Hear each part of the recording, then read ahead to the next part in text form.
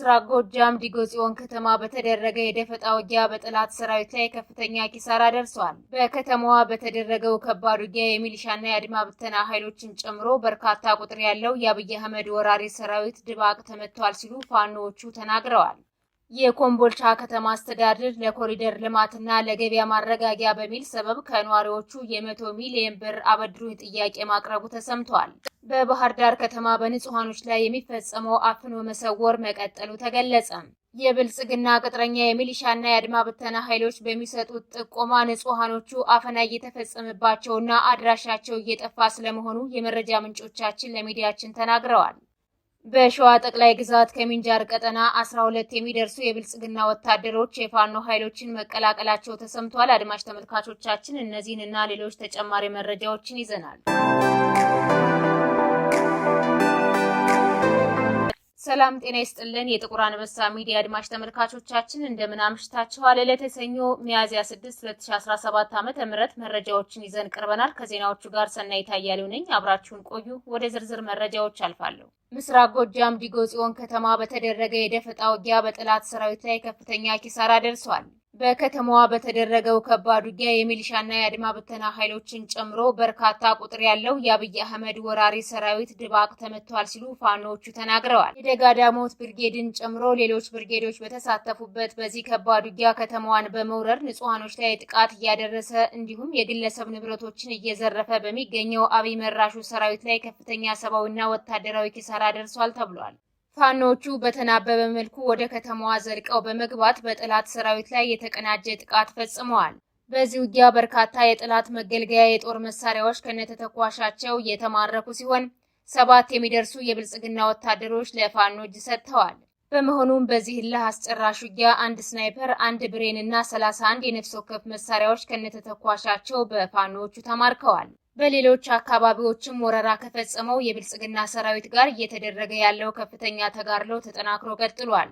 በአሁኑ ሰዓት ኃይሉን ከቦታ ቦታ በማንቀሳቀስ ጥቃት እየሰነዘረ በሚገኘው አብይ መራሹ ሰራዊት ላይ ፋኖ እያደረገው ያለው ያጠፋ መልስ በበርካታ ቀጠናዎች ተጠናክሮ የቀጠለ ሲሆን የጦር ወንጀለኛው ሰራዊት የሚፈጽመውን ትንኮሳ ማቆም እንዳልቻለ ተነግሯል። በአራቱም ጠቅላይ ግዛቶች ወረራ የፈጸመው የብልጽግና ሰራዊት ንጹሃኖችን ኢላማ ያደረገ ጥቃት እየፈጸመ እንደሚገኝ ይታወቃል። የፋኖ ኃይሎች በአራቱም ጠቅላይ ግዛቶች የንጹሃኖችን ጥቃት ከመከላከል ባለፈ የተቀናጀ የማጥቃት ዘመቻዎችን በመፈጸም በብልጽግና ወታደሮች ላይ ከፍተኛ ኪሳራ ማድረሳቸውን አጠናክረው ቀጥለዋል።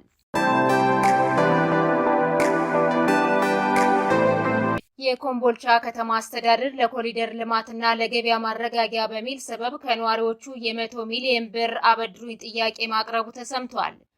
የኮምቦልቻ ከተማ አስተዳደር ነዋሪዎቹ ለቤት መስሪያ በሚል ለበርካታ ዓመታት በማህበር ከቆጠቡት ገንዘብ ውስጥ የ100 ሚሊዮን ብር አበድሩኝ ጥያቄ አቅርቧል። መጋቢት 12 2017 ዓ.ም በከተማው የከንቲባ ጽሕፈት ቤት ኃላፊ በአቶ ሙሉጌታ ደርሶ የተጻፈው ደብዳቤ ለኮምቦልቻ ህብረት ስራ ማህበራት የተጻፈ ሲሆን የከተማ አስተዳደሩ የገንዘብ እጥረት እንዳጋጠመው ገልጿል።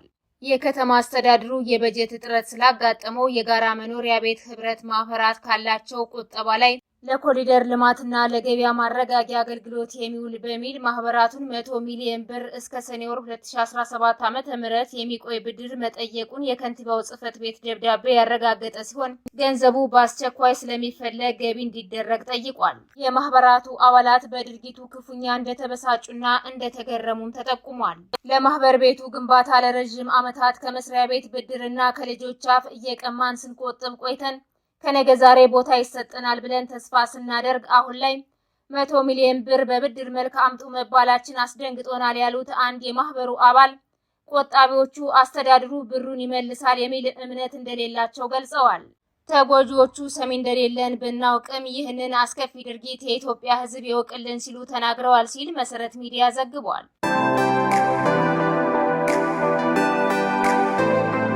በባህር ዳር ከተማ በንጹሃኖች ላይ የሚፈጸመው አፍኖ መሰወር ተገልጿል። የብልጽግና ቅጥረኛ የሚሊሻና የአድማ ብተና ኃይሎች በሚሰጡት ጥቆማ ንጹሃኖቹ አፈና እየተፈጸመባቸውና አድራሻቸው እየጠፋ ስለመሆኑ የመረጃ ምንጮቻችን ተናግረዋል። በተለይም በከተማዋ በግል ጉዳያቸው የሚንቀሳቀሱ ወጣቶች በአገዛዙ ወታደሮች ተይዘው ከተወሰዱ በኋላ አድራሻቸው እየጠፋ ስለመሆኑ የተገለጸ ሲሆን እነዚህ ወጣቶች በአብዛኛው በከተማዋ ዙሪያ ከሚገኙ ቀበሌዎች ተነስተው ወደ ከተማዋ የሚገቡ ናቸው ተብሏል። በርካታ ወጣቶች በባህር ዳር ድባንቂ ወታደራዊ ካምፕና በሌሎች ህጋዊና ህጋዊ ባልሆኑ እስር ቤቶች ጭምር ታስረው ከፍተኛ ግፍ እየተፈጸመባቸው የሚገኝ ሲሆን በአሁኑ ሰዓት በከተማዋ የሚገኙ ወጣቶች በተለይም ፋኖ ከያዛቸው የገጠር ቀበሌዎች የሚመጡ ከሆነ የፋኖ ሰላዮች ናችሁ በሚል አድራሻቸው እየጠፋ ይገኛል የሚሉት የመረጃ ምንጮቻችን በአገዛዙ ወታደሮች ተረሽነው ሊሆን ይችላል የሚል ግምት እንዳላቸውም ተናግረዋል። በሸዋ ጠቅላይ ግዛት ከሚንጃር ከተማ 12 የሚደርሱ የብልጽግና ወታደሮች የፋኖ ኃይሎችን መቀላቀላቸው ተሰምቷል። ከአገዛዙ ኃይል ግዳጅ ተቀብለው ሲንቀሳቀሱ የቆዩ የብልጽግና ወታደሮች ከሰሞኑ የስምሪት ቀጠናቸውን በመልቀቅ ፋኖን መቀላቀላቸው ታውቋል። ወታደሮቹ የታጠቁትን የነፍስ ወከፍ መሳሪያ በመያዝ የተሰጣቸውን ግዳጅ በመተው ፋኖን በይፋ እየተቀላቀሉ ይገኛሉ ተብሏል። በተመሳሳይ ከሌሎች አካባቢዎችም ተስፋ የቆረጠው የአገዛዙ ወታደር የስምሪት ቀጠናውን በመልቀቅ ፋኖን በይፋ መቀላቀሉን ቀጥሏል። አብዛኛው የብልጽግና ሰራዊት ላሰሳ በሚል ከነሙሉ ትጥቁ በመውጣት ወደ ፋኖ ቀጠና በመግባት የፋኖ ኃይሎችን በይፋ እየተቀላቀለ እንደሚገኝ ተነግሯል።